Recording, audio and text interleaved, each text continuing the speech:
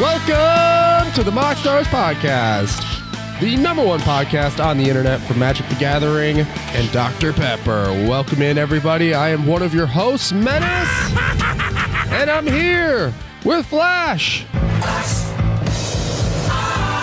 What's up? Hey, dude. How are you? Good. How are you? I'm fantastic, even though I'm a little sick today. If you hear a little congestion, going on here, that's the cause.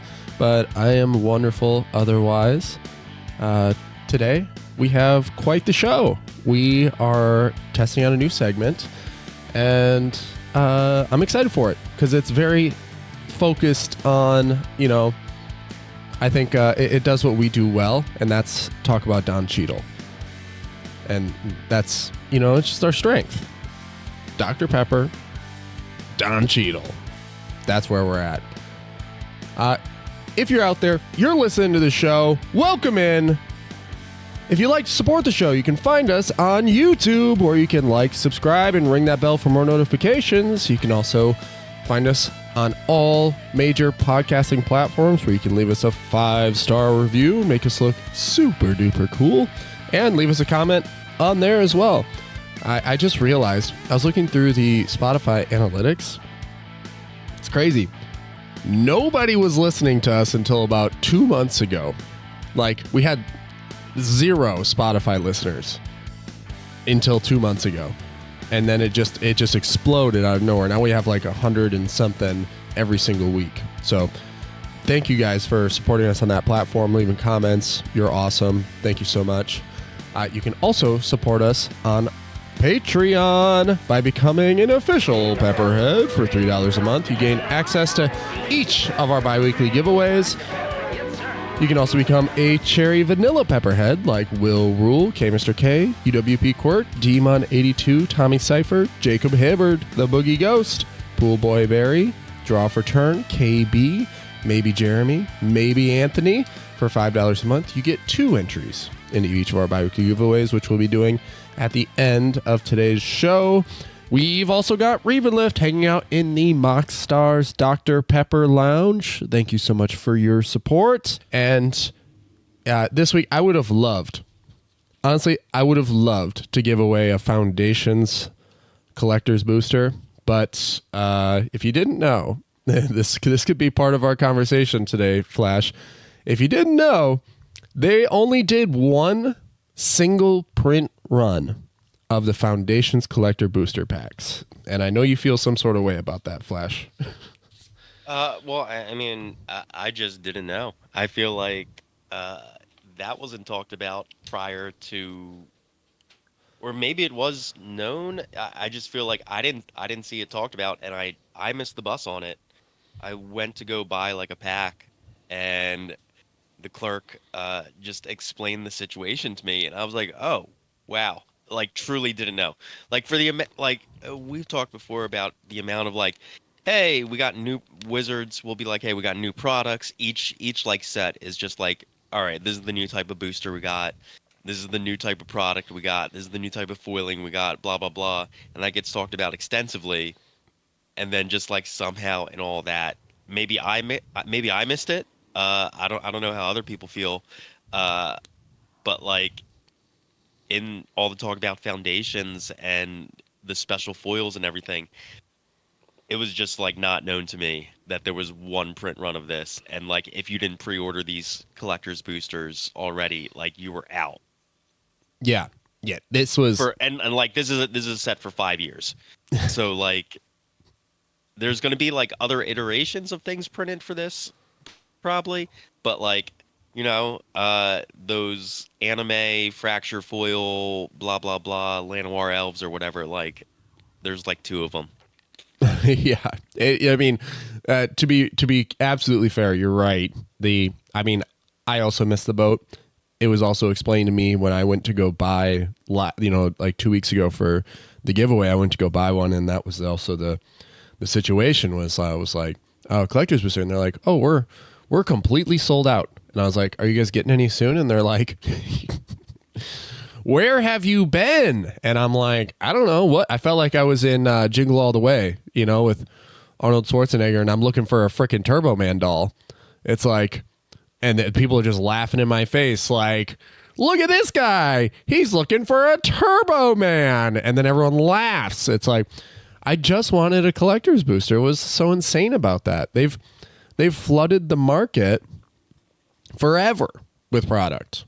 You know, like collector's boosters have never been like at a shortage in that. I think this is I'm not sure if it's a change, you know, like that is dramatic, but I do think that if this is how they handle collector's boosters moving forward, I think it's a great change. Like, because what is the point of naming it a collector's booster if it's not going to have like highly valued collector's items in them? So this is also something that we didn't know was also a change with like the Lord of the Rings holiday bundles and those packs that came out in that, was that those alternate art, crazy, psychedelic, unreadable pieces of shit, there are only like 1,000 of each one out in the world. They're basically serialized. And so when someone discovered that, the price shot through the roof. We had on whatever episode, like in whatever week that happened, on the ticker tape on the screen on YouTube, like it was just every card on there was plus 1,000% to spiteful banditry poster art, you know, like, and they were all like $40 for no reason. And you're like, why is this happening? And then all of a sudden MTG Finance, that's all they can talk about is like, oh, these poster arts. So now with the Foundations collector's booster, you're right. Those Land War Elf shatter foils, man, there's probably only like 500 or 600 like in reality, like out there in the world. And same with like that, the Conqueror and basically any of those. There's only like 6 or 7 cards that got the shatter foil treatment. So it's actually a very, very, very small number out there of shatter foil cards from Foundations. So if you got one, congratulations. You wasted all of your luck on this Foundations collector booster pack. You know, it's like those cards. I was wondering if the price would just drop. You know, like the more product gets put out in the market, the more the market gets flooded, those shatter foils, maybe they'll drop to like, you know, a Land War Elf from 300 to like 180. But now, knowing this, if you really, really, really want one of those shatter foil Land War Elves, a place that's going to run you like $1,500, man. It's crazy. It also, like, just from a market perspective, seems like Wizards testing the waters of, like, how do we create FOMO in a non-premium set? Like, because, like, Foundations doesn't have naturally a lot of, like, chase cards or, like, new cards in it that people want versus something like Modern Horizons 3, you know? And it seems like them being like, all right, how do we create a product out of one of our baseline sets that has the same urgency as like the Lord of the Rings collector's boosters? Right. For this, I think the best way for them to create FOMO is actually by making people miss out, right?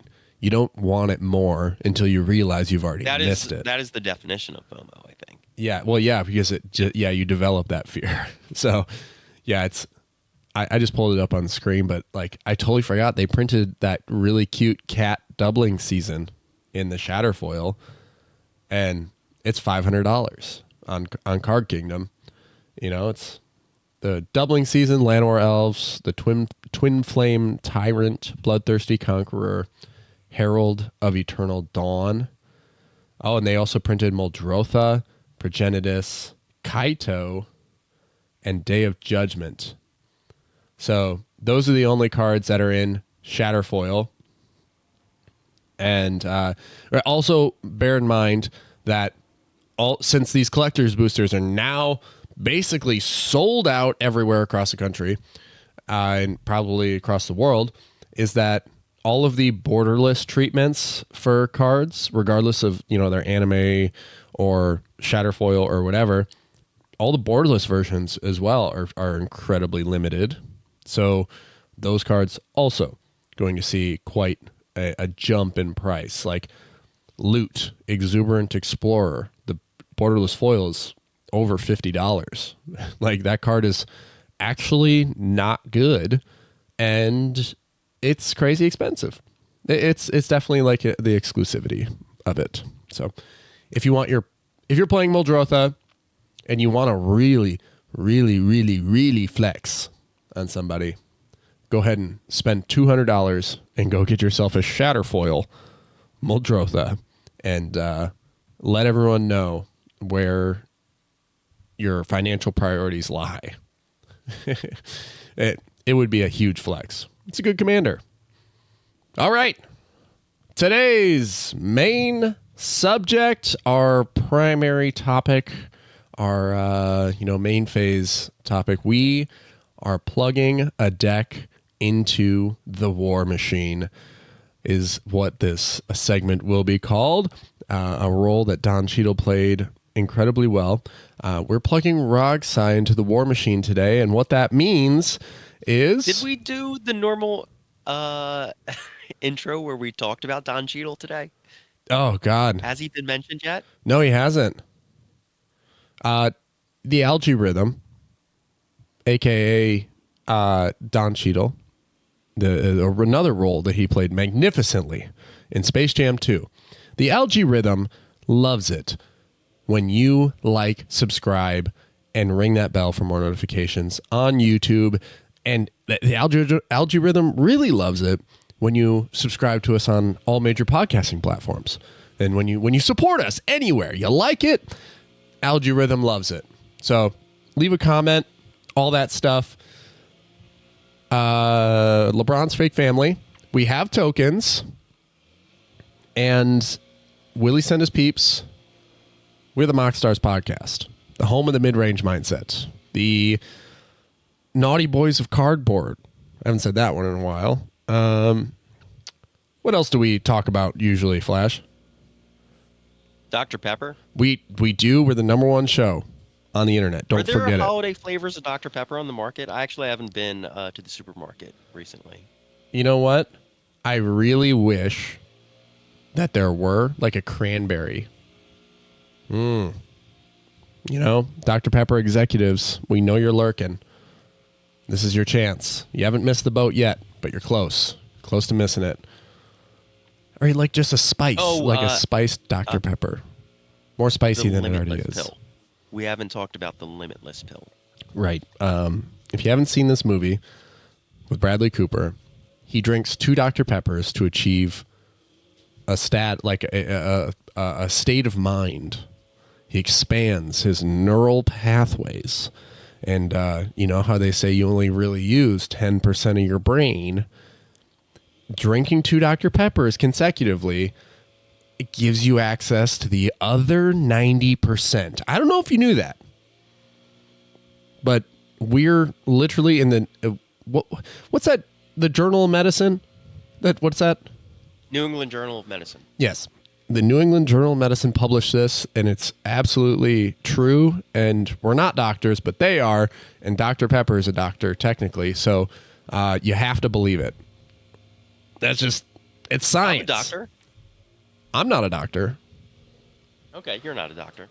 No. I technically have a doctorate. Oh, you do? Type of doctorate. You're a doctor. I have a type of doctorate. Wow. Dr. Flash. That's right. That sounds like a knockoff Dr. Pepper. Yeah, that's like Red Lion brand Dr. Pepper. Dr. Flash. Is Red Lion still around? Is that still an extant supermarket in the South?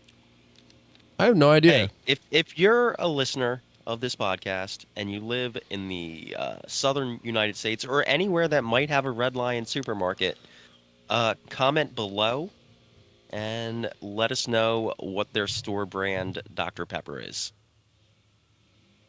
And if they exist.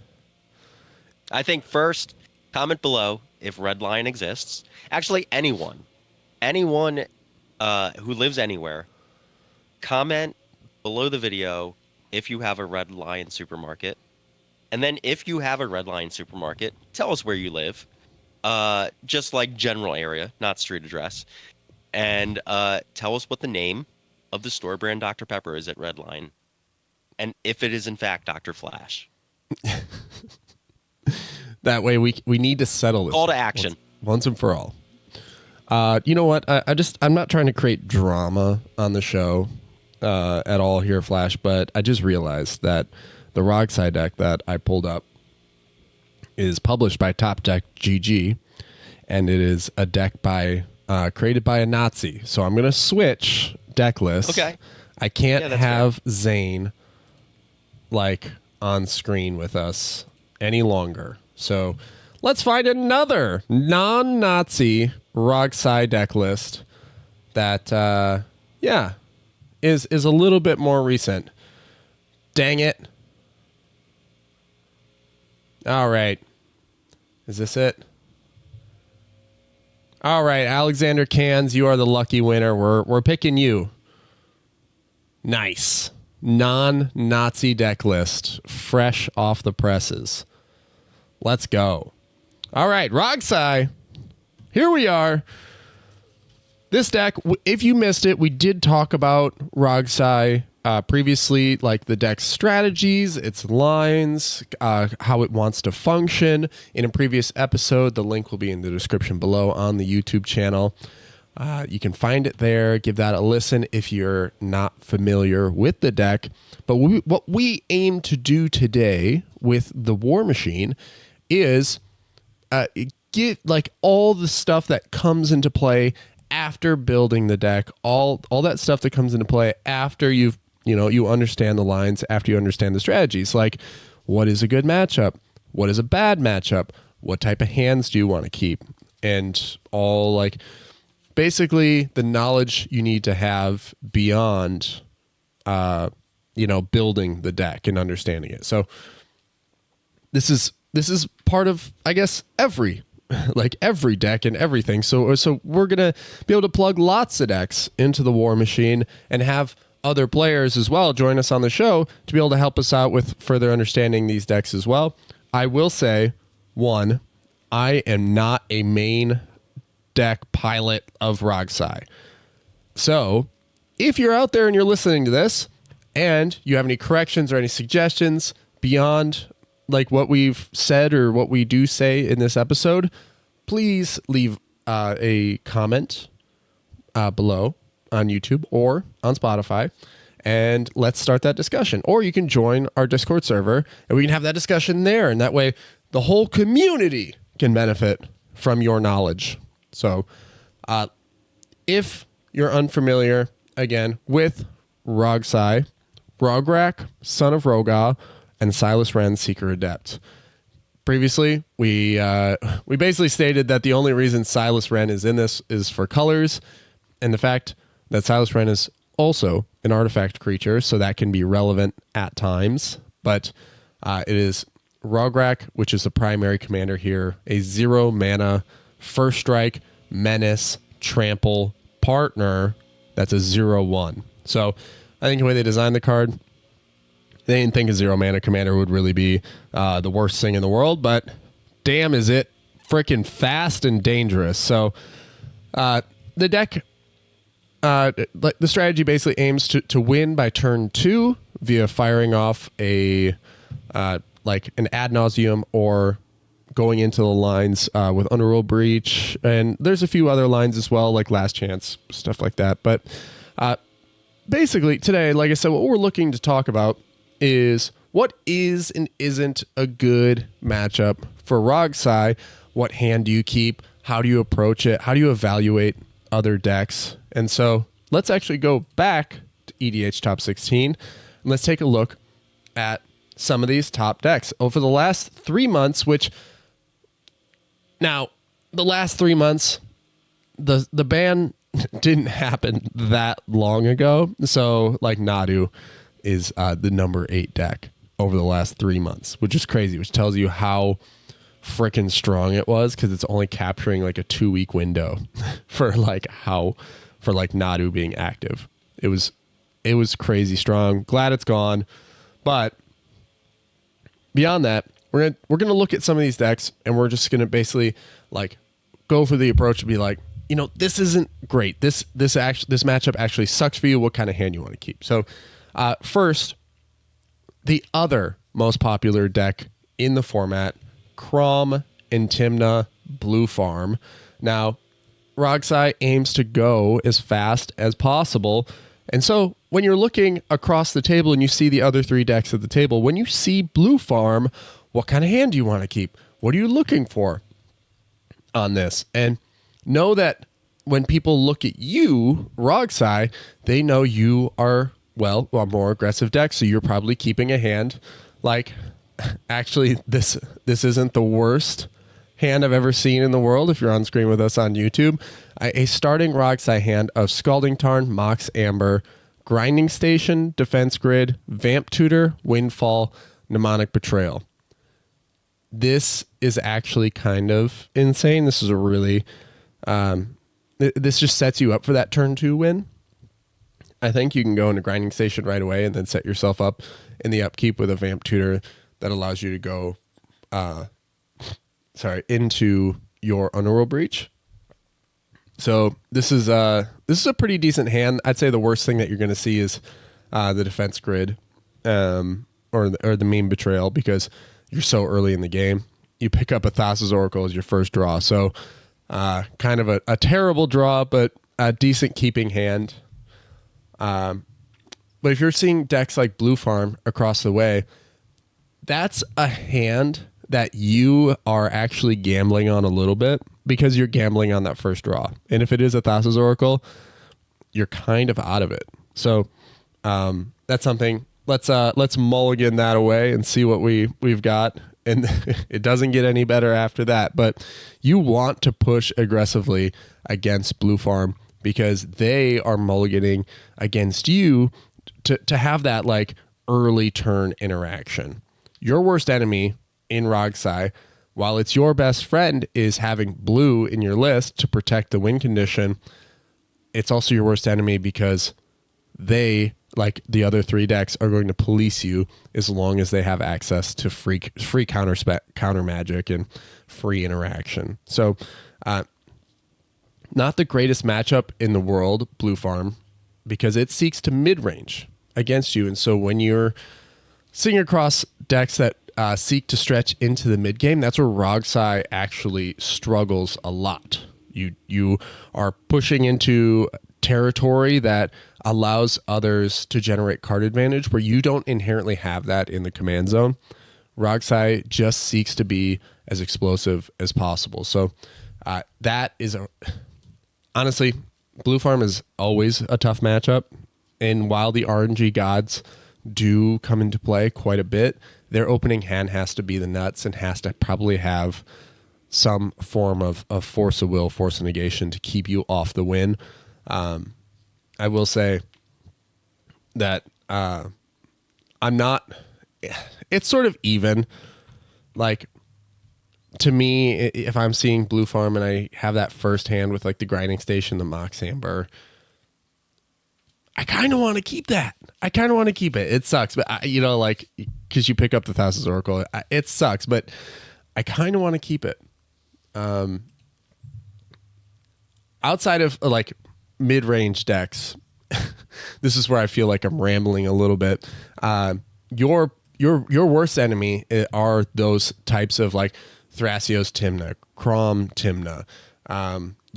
The best matchups that you're actually Sisay is also like a type of deck that you don't want to see 5-color good stuff. Kenrith is this deck that seeks to grind the game out, push it further down. And as long as it's like a well-educated and formulated pilot who knows how to interact with you, like those mid-range grindy decks are going to seek to stick their finger into your nonsense and try to stop you as fast as possible. So RogSi, when you're trying to keep a hand against those mid-range decks, you are trying to go as fast as possible. So if you're seeing 2 mid-range decks at the table, it's probably best to actually go for a hand that leads to, or like has counter magic and leads to a win that you can fire off on probably turn 3 or 4, rather than shooting for that like turn 2 expect line of like win that is expected of you. So sorry, one sec.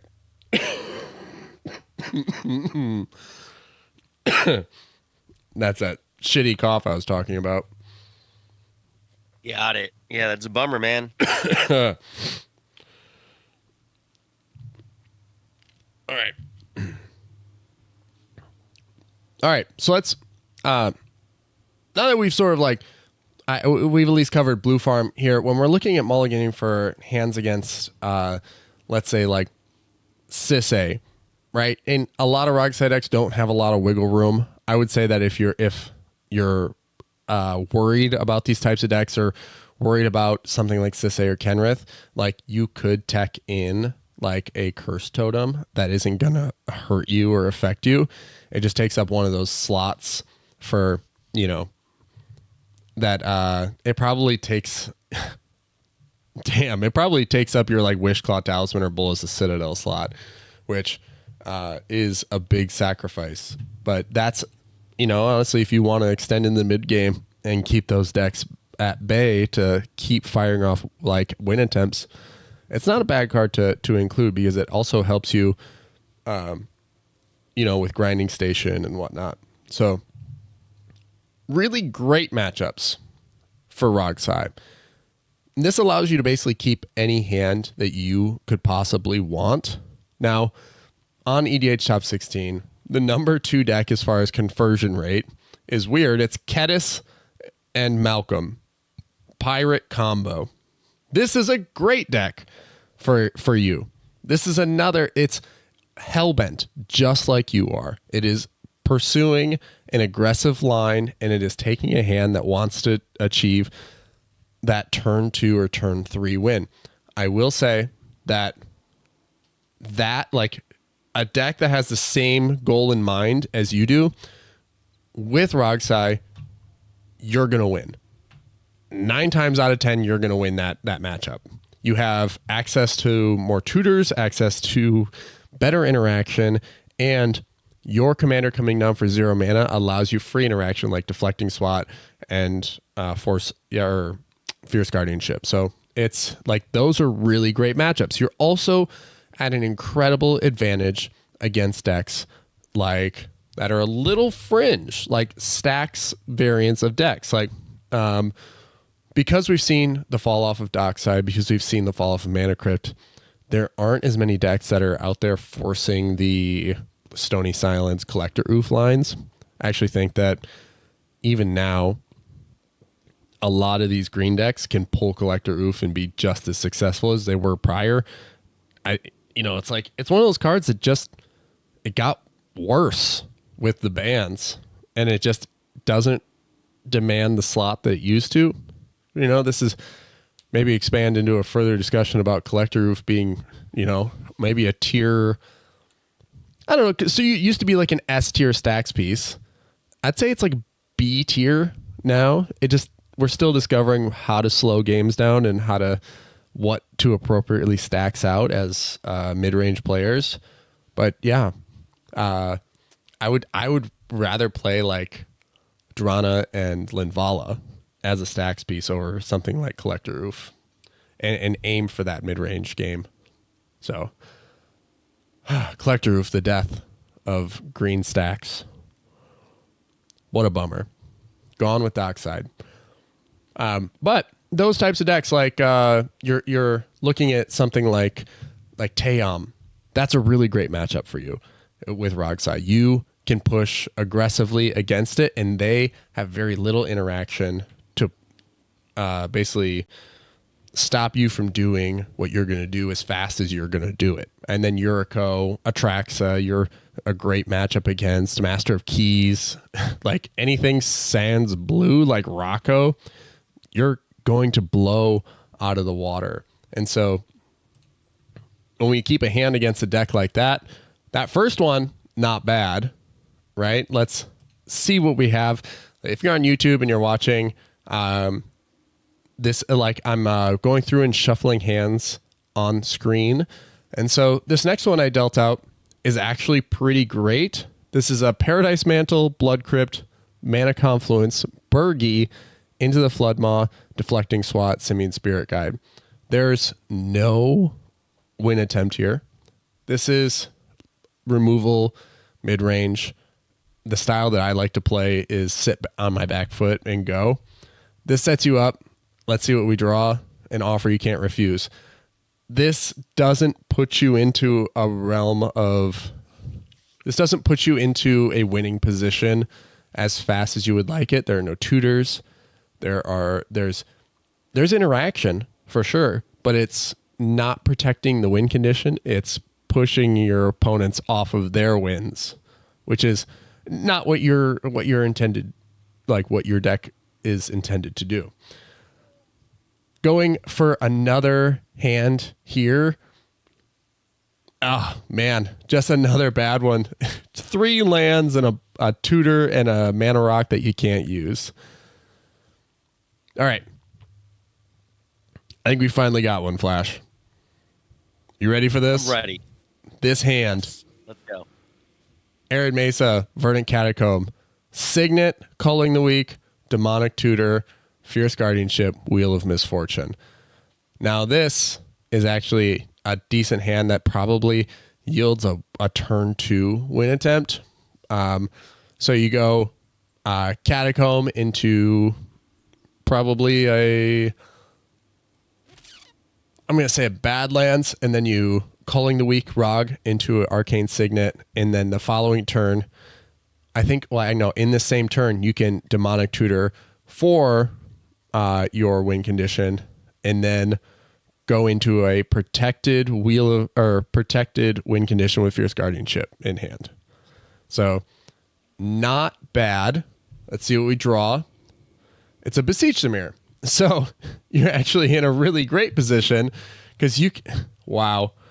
I'm sorry, I just shuffled that one away on accident, but the draw was insane. So we've gone through a few hands. There are very aggressive lines, but again, it depends on pod composition, but more importantly, what contributes to this deck's overall success and probably contributes to a lot to its conversion rate is turn order. So we've all been there. We've all been in the seat 4 and just watching the other 3 players get all of their plays unabated while you're sitting and waiting to play your Mystic Remora, and it's just too late. This deck, if it's in 4th and turn order, struggles, allowing other players to set up, getting board ahead on the board state, and then also ahead on potential card draw engines is just not what you want to see. The greatest enemy to this deck, to RogSi in general, is a player putting down a Mystic Remora before you're able to even do anything. One piece of interaction that is actually they're playing it here, Mental Misstep. I've seen it cut. I've seen it just being played or taken out and other cards being played in its place, Strict Serenade or something like that. Mental Misstep for an aggressive build and decks that are hellbent, especially just like that Malcolm Kedis list, have to play things like Mental Misstep, because if you're put in 4th or 3rd or 4th, even 2nd, if the turn 1 player puts down a Mystic Remora, you need to be able to stop it. So Mental Misstep becomes a incredibly important piece in your deck to increase your chances of winning. So if you're going first with RogSi, you are in heaven. You can either set up your card draw engine, Mystic Remora, Rhystic Study, something of the like, a Necropotence, Necrodominance, and then your hand over fist on top of your opponents in card draw and information and everything. So, plus, it's unlikely that your opponents have interaction. I've actually been at the table and lost to RogSi before I even got my first card draw. And it's disgusting when it happens. But turn order goes, like, turn order sometimes is a cruel mistress. Whatever random generator, whatever top deck system, command tower program they use, it always seems to put these decks, puts me at fourth, puts these other decks ahead of me. But if you're looking at turn one, like if you are turn one, seat 3, let's say, and you're sitting on the hand I just shuffled on YouTube, which is a Talisman, Bergie, Culling the Weak, Vamp Tutor, Ragavan Gamble, Warrior's Oath, and then you draw into a land, that's a bad hand. It's not awful if you're going first, because you can Culling the Weak into multiple plays. But on the other side of it, if you are turn 3, turn 4, this is awful. Mulligan down, get your second 7. In that case, you're looking at land, Talisman, Grinding Station, Entomb, Bowmaster, Ragavan, Wheel of Fortune. This is also pretty nasty and pretty bad when you're that deep in turn. Like, it's just, you're not holding on to interaction. You're not able to interact with the table. And let's say you're sitting at a table with Master Keys, Blue Farm, and Nagila.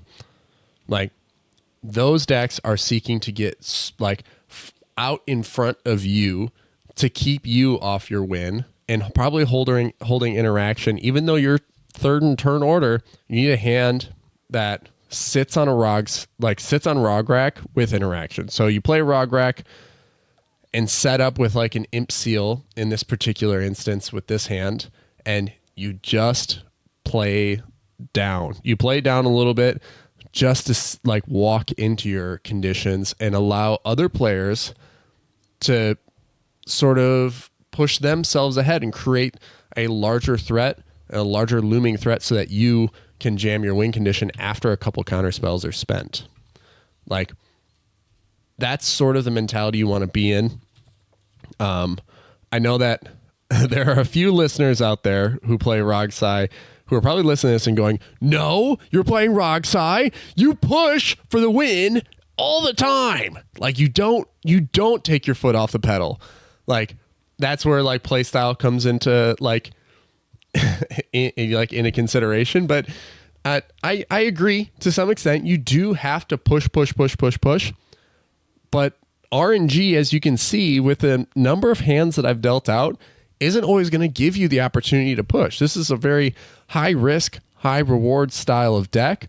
And like, it's very rare you're going to end up with like one of the hands I just dealt, which is 2 lands, a Petal, a Necropotence, Welder, Goblin Welder, Final Fortune, Simian Spirit Guide. Like, there's no turn 1 Necropotence here.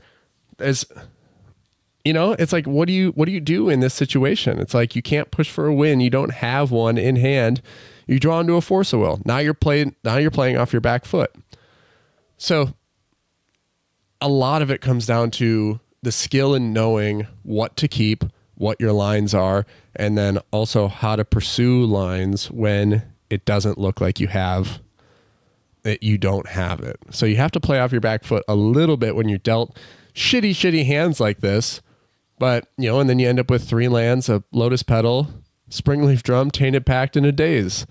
Like, all the hands that I've shown have just said, you're taking a step back to allow others to pursue their win conditions so that you can have a chance later in the game.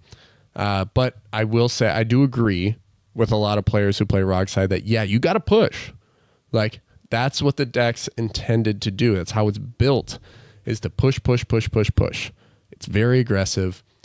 And I mean, just watching it at MagicCon, at LobbyCon, I was playing against the RogSi deck that I built, and it was like a land, Soul Ring into Grinding Station.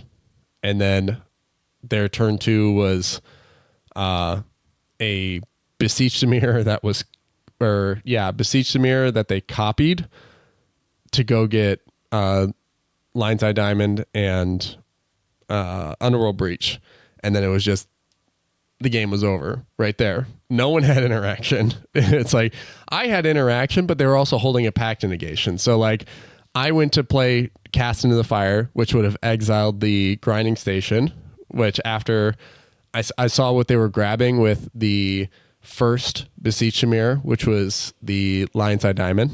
And so I saw that and I was like, okay, they're going for the line. This is probably the time. And then I cast Into the Fire or whatever, and to exile the grinding station, and they had a pact. And so sometimes when you have the nuts, you just have the nuts. And we all lost right there. It's a very quick game. Regardless of how quick it is, it's always satisfying to shuffle up, just knowing, hey, they got the best of me. I tried to have interaction. They just had it. And RogSi can do that.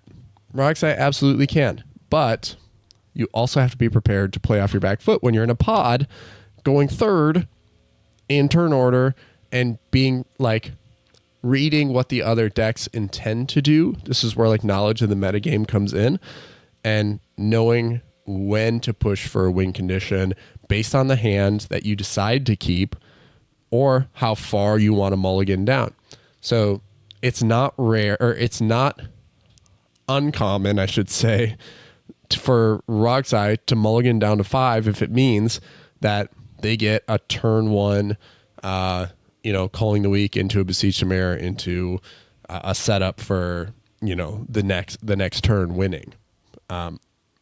It's also like, it's very rare, actually. I would say that RogSi actually keeps 7 unless it's the perfect 7. So when you're playing this deck, you need to be aggressive in your mulligans, need to set yourself up. And then when you're reading the table, depending on turn order, know when to push for it. Turn 1, if you are first in turn order, your chances go up like through the roof that you're going to be able to jam the win condition before anybody else can interact with you. If you're going second, the chances drop probably about by 10 or 15%. And then if you're going third or fourth, it's a massive drop off. You get so far behind. The only decks that really can recover from that are those mid-range decks that hold on to free interaction early in the game. So then you would be sitting on, like, if you're in the RogSi seat and you're fourth in turn order, you are mulliganing for free interaction and probably a tutor so that you can like keep people off their wins or keep people off their card advantage engines so that you can pursue the win without them having more information, more cards, more interaction to disrupt exactly what you're trying to do. So, turn order, incredibly important.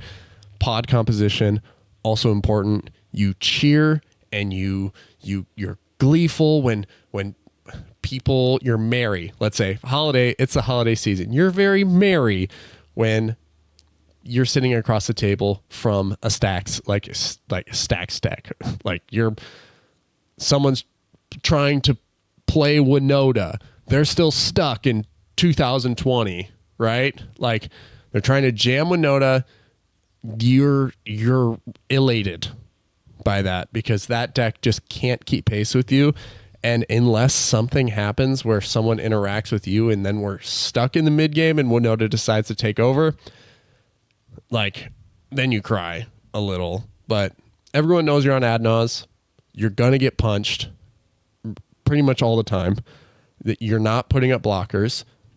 Every RogSi deck that I've ever seen plays maximum. This is the maximum number of creatures, and it's 7 in this list. You are not putting blockers up. You're going to get punched. Your ad nause is going to get less valuable, and it's just the way life is sometimes. But you need to be able to push for the win as fast as possible. That's, I guess, the overall message with RogSi, but knowing when to push is incredibly valuable. Flash. What up? Any final thoughts on the RogSi War Machine? No, I mean, I think that's a pretty thorough, wargaming of the deck. Now, if you're out there and you're listening, you like this type of content, let us know. Let us know in the comments below how we did. If this is something you would like to see more of, more decks plugged into this situation, going through more opening hands, more table evaluation, and how to play the deck out, let us know. This is something new that we're trying, and we're trying to do a bunch of new bits that are named after roles that Dom Cheadle has held in the past. So very exciting stuff here at the MoxStars podcast. If you'd like to support the show, you can do so by finding us on YouTube, where you can like, subscribe, and ring that bell for more notifications. You can also support us on all major podcasting platforms by subscribing, leaving us a 5-star review, and commenting on Spotify. That'd be wonderful. You can also support us on Patreon, where we have changes coming up. Top of the new year, we're going to change our reward structure a little bit and jump into a little bit more content creation exclusive to Patreon, where we'll be doing a little bit more snappier content, and then also change a few of the membership tiers. So stay tuned for news on that. We'll have a spicy new 2-liter tier. But in the meantime, you can become an official Pepperhead. By becoming an official Pepperhead for $3 a month, you get access to each of our bi-weekly giveaways. You can also become a Cherry Vanilla Pepperhead, like Will Rule, K Mr. K, UWP Quirt, DMun82, Tommy Cypher, Jacob Hibbard, The Boogie Ghost, Pool Boy Barry, Draw for Turn KB, maybe Jeremy, and maybe Anthony. Thank you all for your support. For $5 a month, you get 2 entries into each of our bi-weekly giveaways. We also have Reeve and Lift hanging out in the MoxStars Dr. Pepper Lounge. I don't know, the lounge has been bumping lately. That's all I got. But we appreciate everyone's support on Patreon. Thank you so much. Really fills our cup to be able to create content that you value, and choose to support us. All right, Flash, any banter to close us out? Ooh, banter. Yeah. Banter.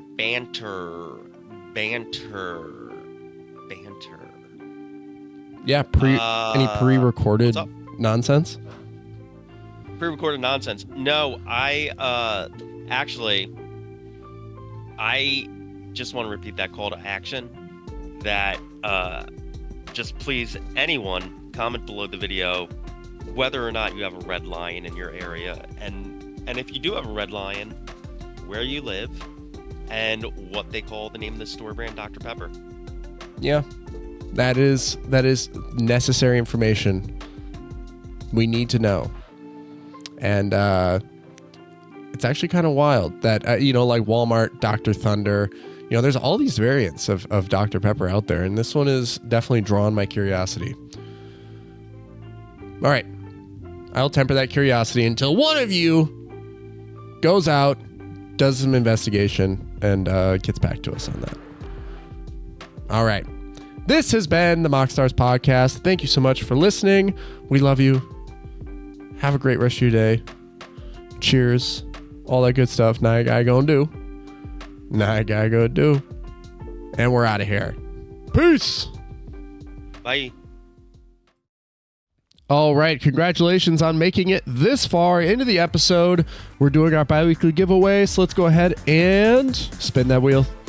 Shuffle that list 3 times and spin that wheel. Let's go ahead and go. Let's see who wins. Oh my God. It's Maybe Anthony. Congratulations, Maybe Anthony.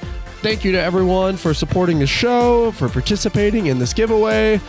Maybe Anthony will have your prize out to you shortly. I will be in touch via the Patreon platform. And again, congratulations, and thank you all for your support. And thanks so much for listening to the episode. Have a good one. Peace.